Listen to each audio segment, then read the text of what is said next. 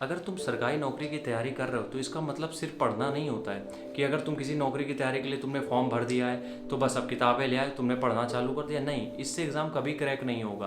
तैयारी का मतलब बिल्कुल भी पढ़ाई तो होता ही नहीं किसी कंडीशन में, क्योंकि पढ़ाई तो सब करते हैं। पढ़ाई तुम इंटर तक करते हुए आए थे, तुमने कांस्टेबल का एग्ज़ाम भी नहीं निकला। कभी फोकस किया है कि तुमने इंटर तक भी तो पढ़ाई करी थी। इंटर तक कौन सा तुम कहीं झक मार रहे थे, तुमने पढ़ाई करी थी। लेकिन उस पढ़ाई का रिजल्ट क्या निकला? कुछ भी नहीं। क्यों? क्योंकि तुमने वहाँ पे तो मेहनत करी थी, सब दम भर पढ़ाई करी थी। और यहाँ आके जैसे तुम्हारा इंटर होता है तुमसे कांस्टेबल का एग्जाम तक क्रैक नहीं होता है। इसका मतलब क्या है? इसका सीधा सा मतलब यह है कि तैयारी का पढ़ाई से कोई लेना देना है नहीं। तैयारी का मतलब है कि नॉलेज आपके पास कितनी है, ना कि पढ़ाई।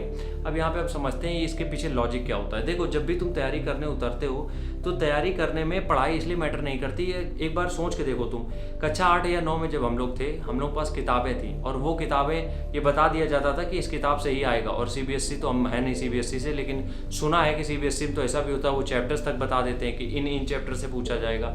तो वहाँ पे तुम्हें क्या करना है? वहाँ पे तुम्हें सिर्फ उन चैप्टर्स का रट्टा मारना है। लॉन्ग क्वेश्चन, शॉर्ट क्वेश्चन और जो बहुविकल्पी आते हैं, अति लघु, ये सब जो क्वेश्चन आते हैं हिंदी मीडियम में बता रहे हैं, वो सिर्फ उसी सिलेबस से आते हैं, उसी किताब से आते हैं। एक क्वेश्चन बाहर से नहीं देते हैं वो लोग, एक भी क्वेश्चन। तो तुम्हें जब पता रहता है किस चीज़ से आने, तो उसमें तैयारी हो किस चीज़ की, तो उसमें तो तुमने रट्टा मार के दिया है। लेकिन जब तुम कंपटीशन में उतरते हो तो यहाँ गेम बिल्कुल अलग है। यहाँ गेम इस चीज़ का है कि तुम्हारे पास अकल कितनी आई ये सब पढ़ के।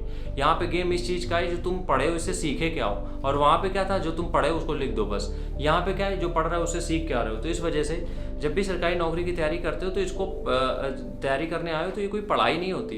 इसमें इसीलिए उनका निकलता है जो लोग सिलेबस पे ज़्यादा ध्यान देते हैं, जिन लोगों को ये पता होता है कि एग्ज़ाम की डिमांड क्या है। क्योंकि तैयारी का मतलब ही होता है डिमांड सप्लाई। तैयारी का सेम मतलब ये होता है कि डिमांड और सप्लाई, कि वो डिमांड क्या कर रहा है, तुम सप्लाई क्या कर रहे हो। कई बार ऐसा होता है वो डिमांड कुछ और कर रहा होता है, तुम सप्लाई ज़्यादा कर देते हो क्योंकि तुम्हारे पास होता वही है। मान लो कोई तुमसे चावल मांग रहा है और तुम उसके साथ तुम उसको दाल दे रहे हो, वो भी 2-2 बोरी, तो जाहिर सी बात उसको नहीं चाहिए होंगी।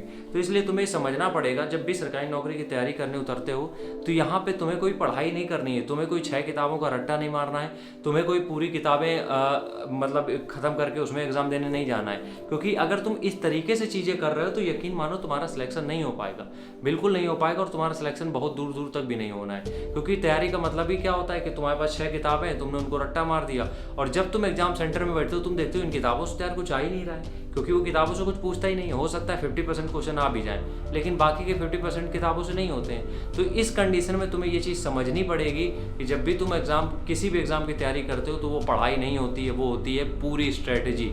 बिना स्ट्रेटजी के कोई एग्ज़ाम क्रैक नहीं हो सकता है सिर्फ किताबें पढ़ के। राम राम, जय हिंद।